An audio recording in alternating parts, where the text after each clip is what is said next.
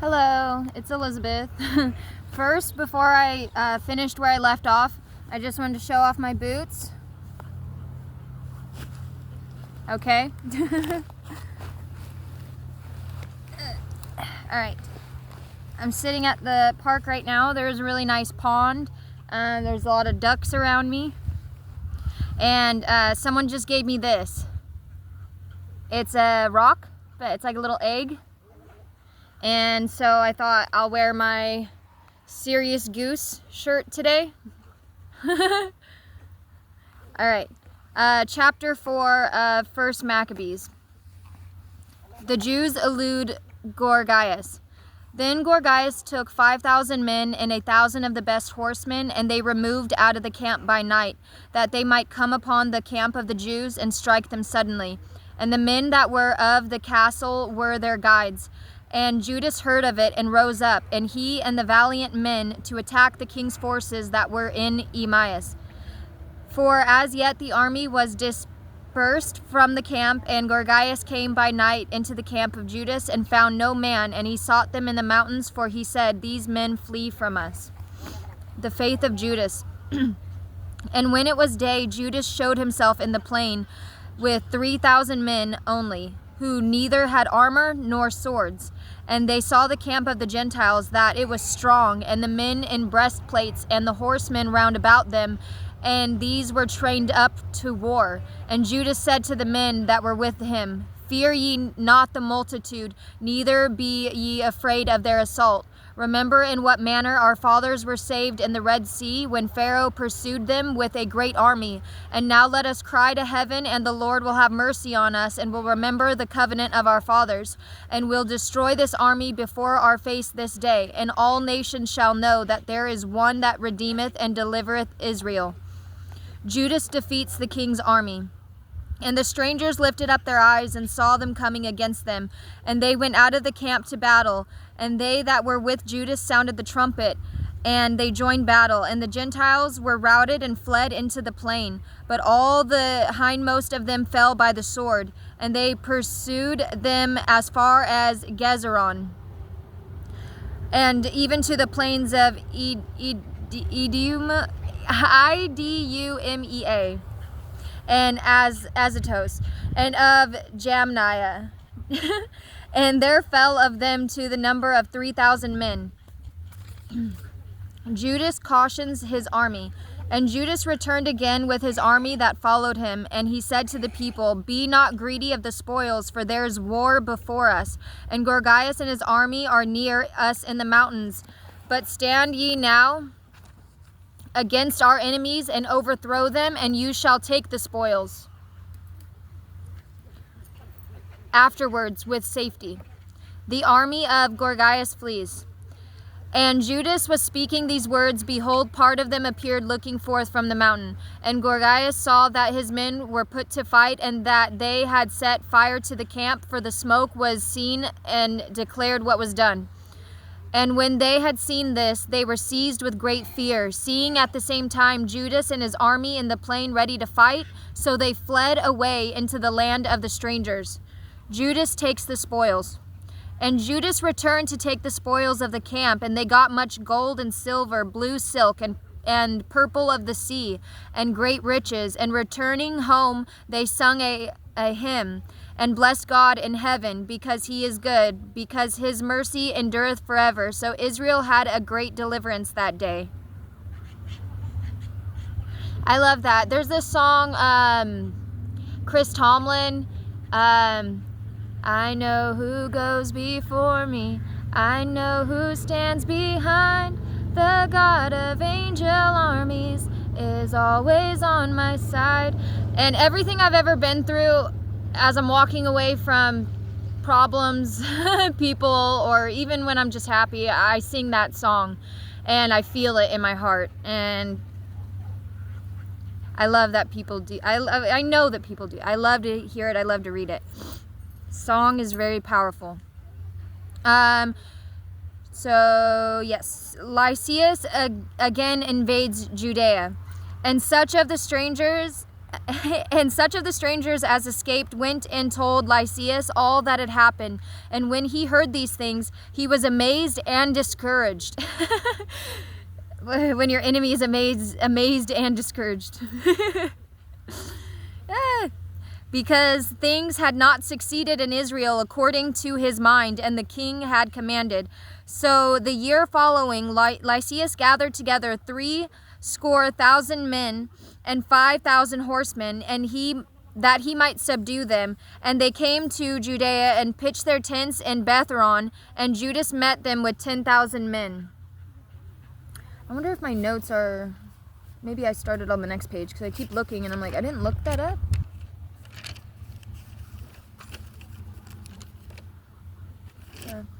Oh well. Where did I leave off? Okay. And they saw, Judas prays for victory. And they saw that the army was strong, and he prayed and said, Blessed art thou, O Savior of Israel, who didn't break the violence of the mighty by the hand of thy servant David, and didn't deliver up the camp of the strangers into the hands of Jonathan, the son of Saul, and the armor bearer. Shut up this army in the hands of thy people Israel, and let them be confounded in their host and their horsemen. Strike them with fear, and cause the boldness of their strength to languish, and let them quake at their own destruction. Cast them down with the sword of them that love thee, and let all that know thy name praise thee with hymns. Judas defeats Lysias, and they joined battle, and there fell the army of Lysias 5,000 men. And when Lysias saw that his men were put to fight, and how bold the Jews were, and that they were ready either to live or die manfully, he went to Antioch and chose soldiers that might come up into Judea with greater numbers. Purification of the temple. Then Judas and his brethren said, Behold, our enemies are discomfited. Let us go up now to cleanse the holy places and to repair them. And all the army assembled together, and they went up into Mount Sion. And they saw the sanctuary desolate, and the altar profaned, and the gates burned, and the shrubs growing up in the courts as in a forest or in the mountains. The chambers joined to the temple thrown down. And they rent their garments and made great lamentation, and put ashes on their heads, and they fell down to the ground on their faces, and they sounded with trumpets of alarm, and they cried towards heaven. And then Judas appointed men to fight against them that were put in the castle, that till they had cleansed the holy places. And he chose priests without blemish, whose will was set up on the law of God. The law of God. Every time I hear a law, I think of a law, like the law of God, like, I don't know. Anyway, and they cleansed the holy places, and took away the stones that had been defiled into an unclean place. And he considered about the altar of holocaust that had been profaned, what he should do with it. And a good counsel came into their minds to pull it down, lest it should be a reproach to them, because the Gentiles had defiled it, so they threw it down. And they laid up the stones in the mountains of the temple in a convenient place, till there should be a prophet and give answer concerning them. Then they took whole stones according to the law, and built a new altar according to the former. And they built up the holy places and the things that were within the temple. And they sanctified the temple and the courts. And they made new holy vessels, and brought in the candlestick and the altar of incense and the table into the temple. And they put incense upon the altar, and lighted up the lamps that were upon the candlestick, and they gave light in the temple. And they set the loaves upon the table, and hung up the veils, and finished all the works that they had begun. True worship restored. And they arose before the morning on the 25th day of the 9th month, which is the month of Casliu. Casliu is also known as a month of deep reflection, divine miracles, and faith, featuring holiday of Hanukkah, and representing a transition from darkness to light. And in the last chapter, it said that they put up false, to worship false, I don't know. I thought of Christmas, you know, the big red guy. In the in the 9th month, which is the month of Casliu, in the 148th year, they offered sacrifice according to the law upon the new altar of holocaust which they had made, according to the time and according to the day wherein the heathens had defiled it. In the same was it dedicated anew with canticles and harps and lutes and cymbals, and all the people fell upon their face and adored and blessed up to heaven him that had prospered them.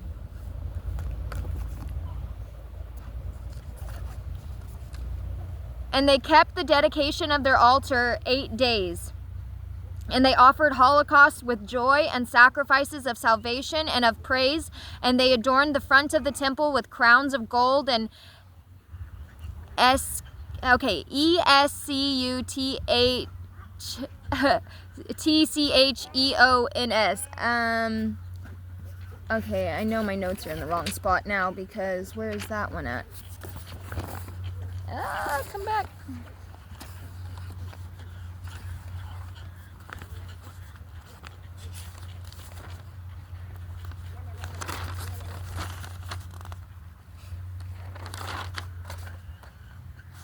Oh, yeah. So there was some stuff back there I probably had notes on, but now I'm...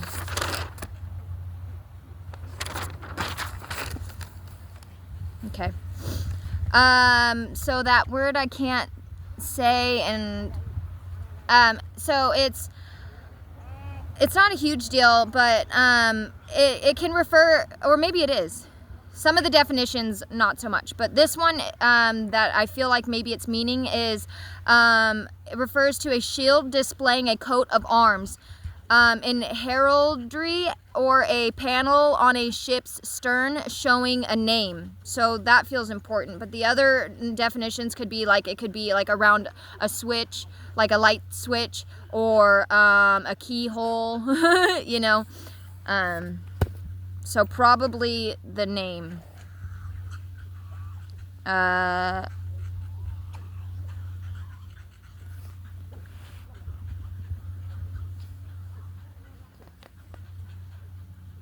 Okay.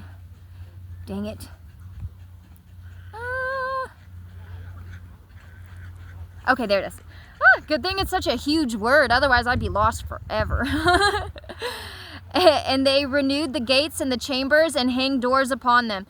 And there was exceeding great joy among the people, and the reproach of the Gentiles was turned away.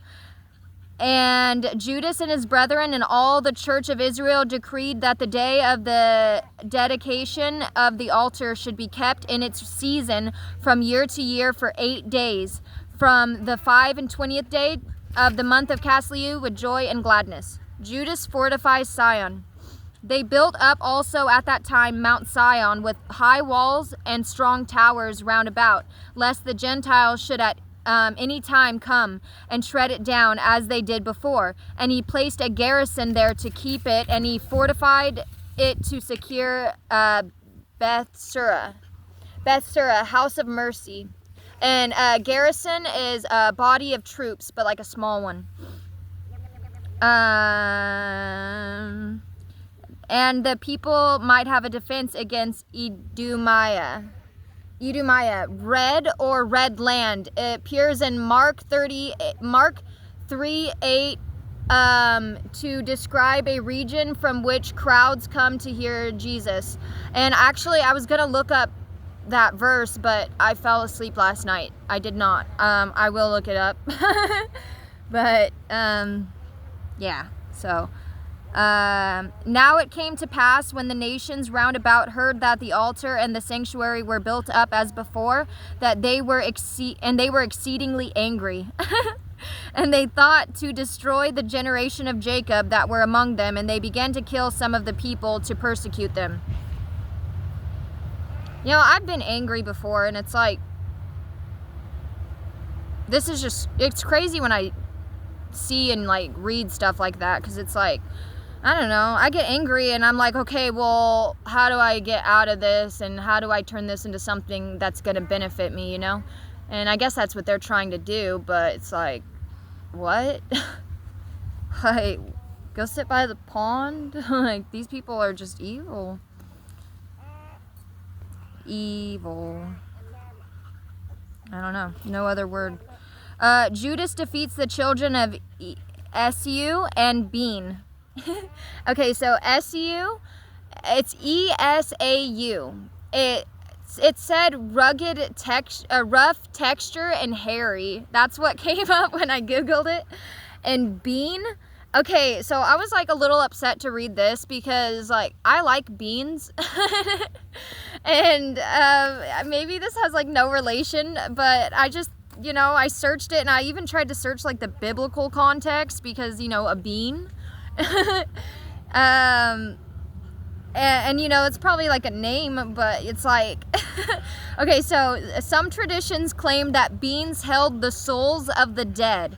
They have also been used as a way of voting, leading to the phrase, spill the beans. So they would have different color beans, and it would be like one color would be like vote yes, and another would be vote no. And Pythagoras associated beans with the soul and the underworld and banned their consumption. So that sucks, because I actually just made this like bean soup and now I have a huge pot of it on my stove that I'm like,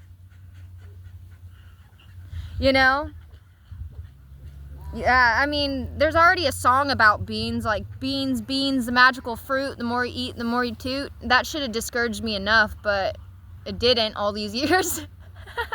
This might. I think I'll try something else to make soup next time. Anyway, where was I? Judas defeats the children of Esu and Bean. Then Judas fought against the children of Esu and in Idumea. And I just said it. Yeah, all right. I think because there's an N right there before it. It's like a tongue twister. In Idema. Ah. And them that were in Acrabathane. Unchangeable, permanent is what that word means. Acrabathane. Because they beset the Israelites round about, and they made a great slaughter of them. And he remembered the malice of the children of Bean, who were a snare and a stumbling block to the people, by lying in wait for them in the way. And they were shut up by him in towers, and he set upon them and devoted them to utter destruction, and burnt their towers with fire and all that were in them.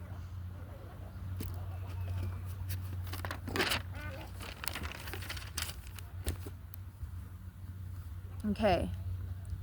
He conquers the Ammonites. Then he passed over to the children of Ammon. So Ammonites are named after the Egyptian. Okay, this is what came up. Okay, it says are named after the Egyptian ram horn deity Ammon, or Amen is how it looks like it's spelled, whom the Greeks identified as Zeus, Ammon.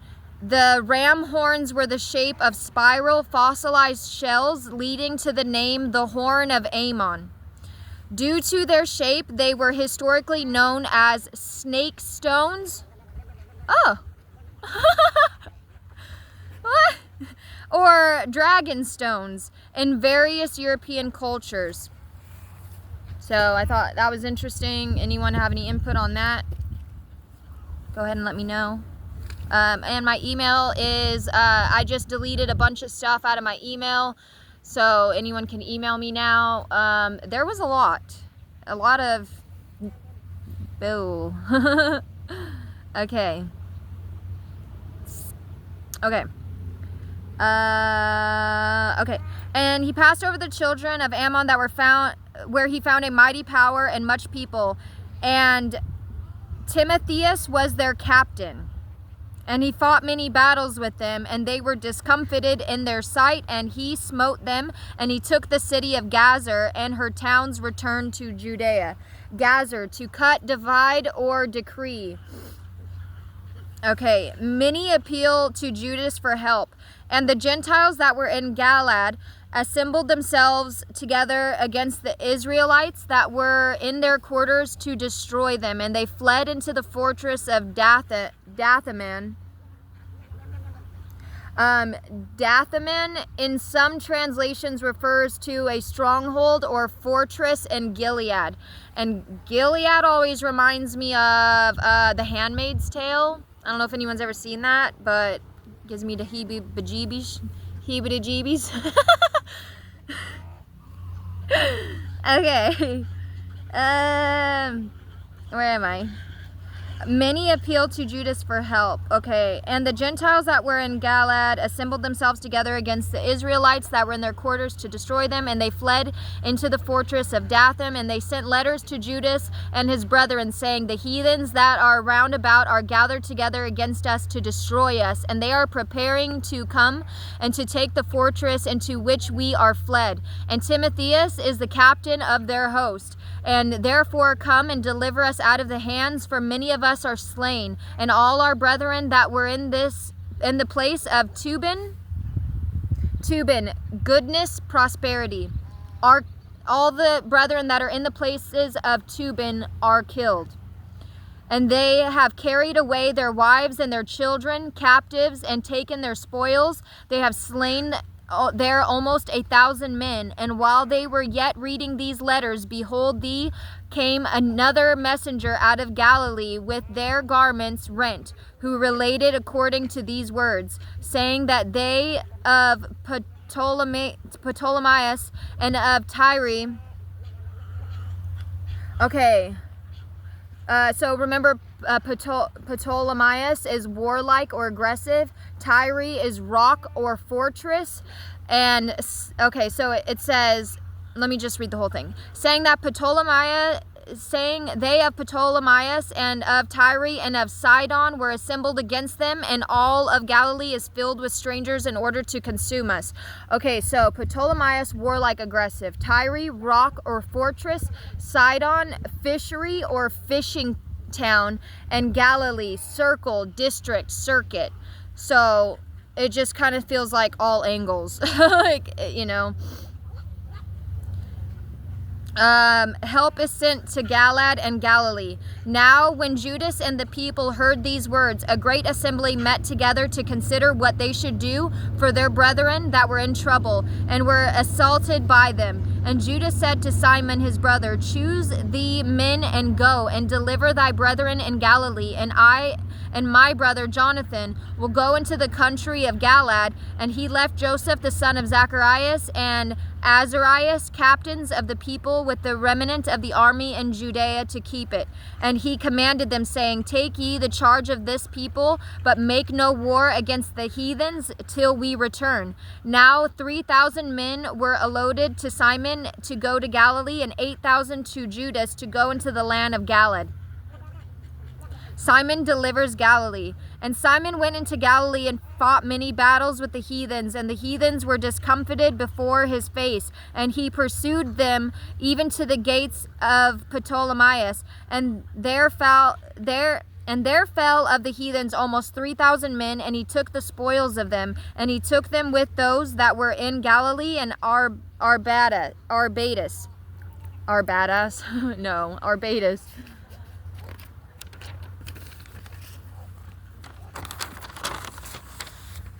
Native to Arabia, Arbadas. And just need to turn my page.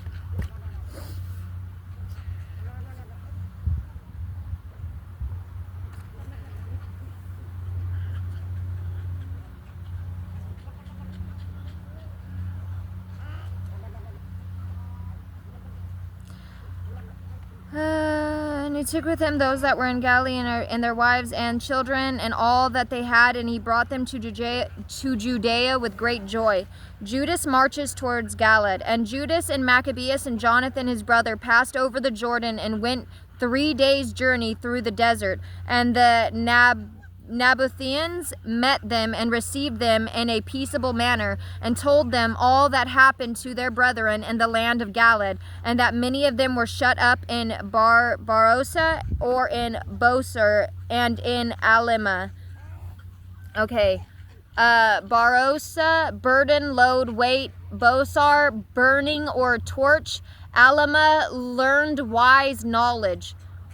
And then, and in Casphor. Kind of looks like Casper. And it says, light bearer, morning star. Kind of reminds me Casper, the friendly ghost. Light bearer. Oh, God. Oh, my gosh. My leg. Oh. All right. Dead leg.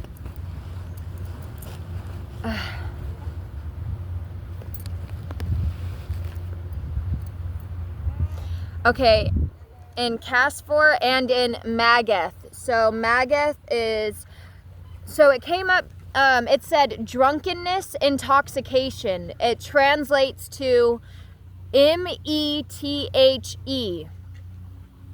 I don't know if I could say that word how it sounds, but yeah, and then it clarified not Magi, like Magi, which is wise men. So I wanted to put that too. Anyway, I just thought that M word was really funny, that it came under intoxication, drunkenness, and Magath. It's probably like unrelated, but you know, when I see something and it's there, and you know, like, interesting.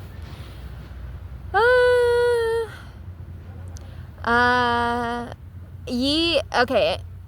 Magath and Incarnam. 2 horns. Carnam. 2 horns. All these strong and great cities. And that they were kept shut up in the rest of the cities of Galaad, and that they had appointed to bring their army on the morrow near to these cities, and take them to destroy them all in one day. Judas delivers Galaad. And Judas and his army suddenly turned their march into the desert to Bosar. Already said that. And took the city, and he slew every male by the edge of the sword, and took their spoils, and burnt it with fire. And they removed them thence by night, and went till they came to the fortress. And it came to pass that early in the morning, when they lifted up their eyes, behold, there were people without number, carrying ladders and engines, and took the fortress and assaulted them. So when I read engines, I was like, what? Tanks?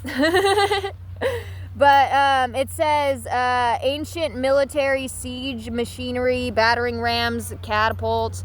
But I'm gonna imagine like a giant tank.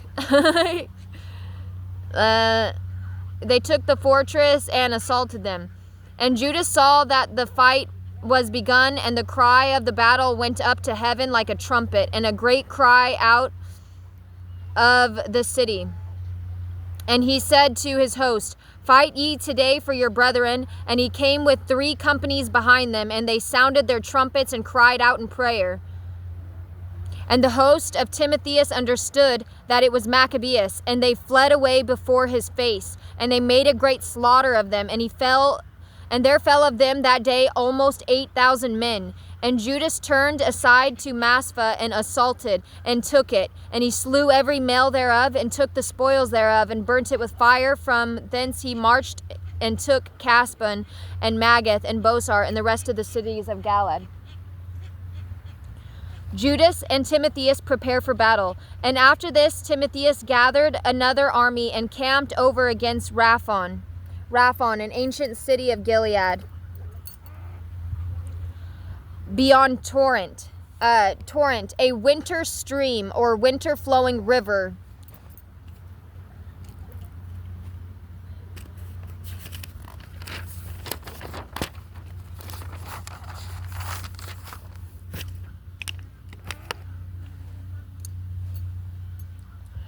And Judas sent men to view the army, and they brought him word, saying, all the nations that are round about us are assembled unto him, an army exceeding great. And they have hired the Arabians to help them, and they have pitched their tents beyond the torrent, ready to come to fight against thee. And Judas went to meet them. And Timotheus said to the captains of the army, when Judas and his army came near the torrent of water, if we pass over unto us first, we shall not be able to withstand him, for he will clearly prevail over us.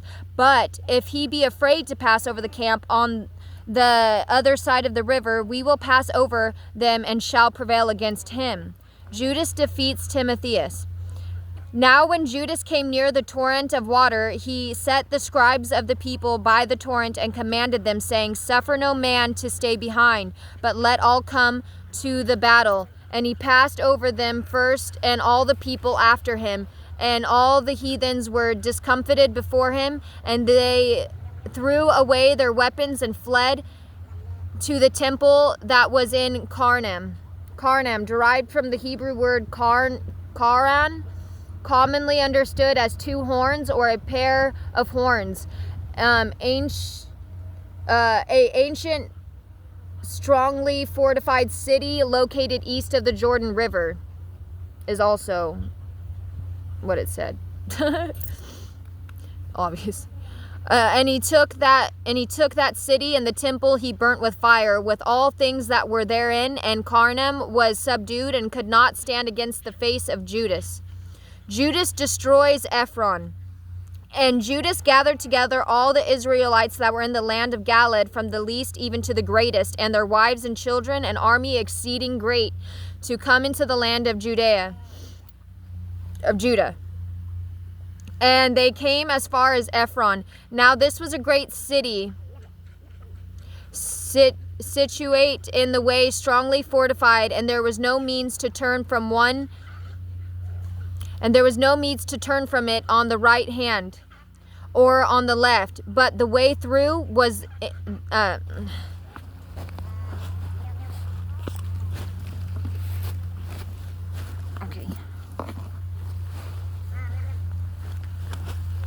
okay.